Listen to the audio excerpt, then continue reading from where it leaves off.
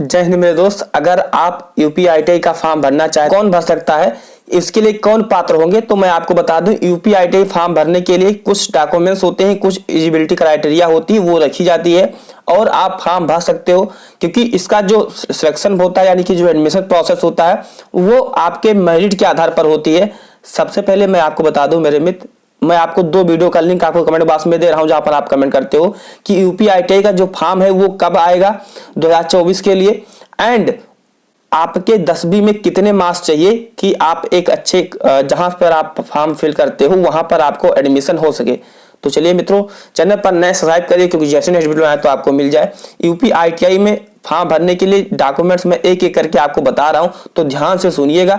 तो चलिए सबसे पहले समझते हैं मेरे मित्र कि जो ITI में फॉर्म भरना होता है तो उसके लिए क्या है, फोटो पहले चाहिए। क्या चाहिए? फोटो चाहिए। क्या चाहिए मेरे मित्र? फोटो चाहिए। एंड फिर आपका क्या चाहिए? सिग्नेचर चाहिए, है ना, सिग्नेचर चाहिए। अब आपके पास फोटो सिग्नेचर होगा, ये सब तो बहुत छोटी चीज हो गई।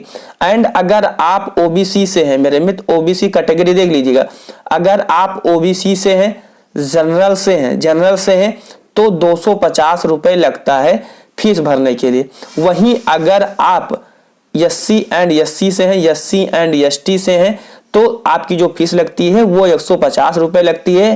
क्योंकि आप चीजों को यहाँ पर खुद भी ऑफिशियली देख सकते हो, क्योंकि किसी के बातों पर ना विश्वास करते हो, जो आपको प्रूफ दे। क्योंकि आपको क्या प्रूफ देखना है, तो आप देख सकते हो कि जनरल OBC के लिए 250 रुपए, SC एंड ST के लिए 150 रुपए लग। और मार्कशीट वगैरह भी आगे हम बात करेंगे, लेकिन उसके पहले आपको समझना होगा यूपी ITI में जो मेरे मित्र होता है, जो एडमिशन होता है वो आपके मेरिट के आधार पर होती है। लेकिन पॉलिटेक्निक में ऐसा नहीं होता। पॉलिटेक्निक में क्या होता है कि आपके अगर अच्छे मार्क्स हैं तो आप ITI में एडमिशन पा जाओगे। लेकिन पॉलिटेक्निक में अगर आपके अच्छे मार्क्स नहीं है तो भी आप ITI और पॉलिटेक्निक में एडमिशन पा सकते हो।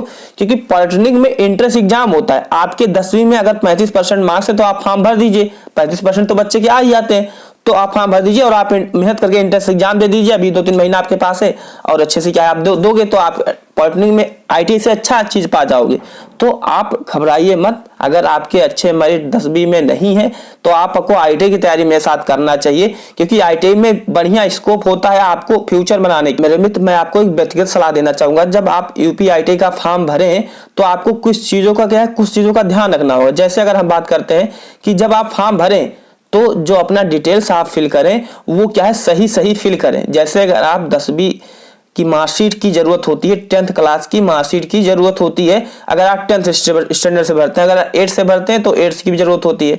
तो जब आप 8वीं या 10वीं की जो डिटेल्स भरें तो वो आप क्या है, अच्छे से भरें। अच्छे से मतलब है कि जैसे अगर हम मान लेते हैं कि सपोज दैट के लिए कि आपका जो मार्क्स है 600 में से 440 है, तो आपको 440 ही डालना होगा, ना कि आप किसी के बहकावे में आकर या खुद माइंड यूज कर कि अगर मेरा अच्छा नंबर डाल लेंगे। जैसे अगर आप 440 था, आपने सोचा कि मैं डाल देता हूं 550 डाल देता हूं, क्योंकि मुझे कॉलेज मिल जाएगा और मैं एडमिशन ले लूंगा। तो आपको ये गलती नहीं करना चाहिए। क्यों नहीं करना चाहिए?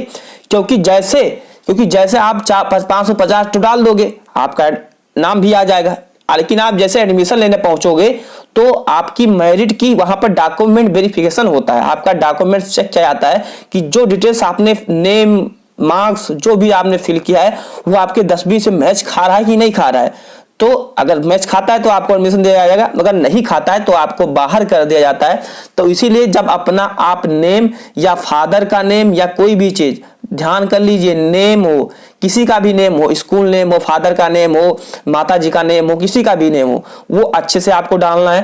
रोल नंबर आपको अच्छे से फिल करना होगा। ये सब चीज बहुत माइनर चीज है, ये सब आपको कोई नहीं बताता है। बस फॉर्म के बारे में तो हर कोई बताता है, लेकिन ये माइनर चीज नहीं बताता है। और ये बच्चे क्या है, गलती करते हैं और लास्ट में क्या है, एडमिशन लेने से बाहर हो जाते हैं। एंड जो आपके डॉक्यूमेंट्स जो आपके फॉर्म भरने में लगेंगे, SC एंड ST सर्टिफिकेट भी लगते हैं, तो आप बनवा लीजिए।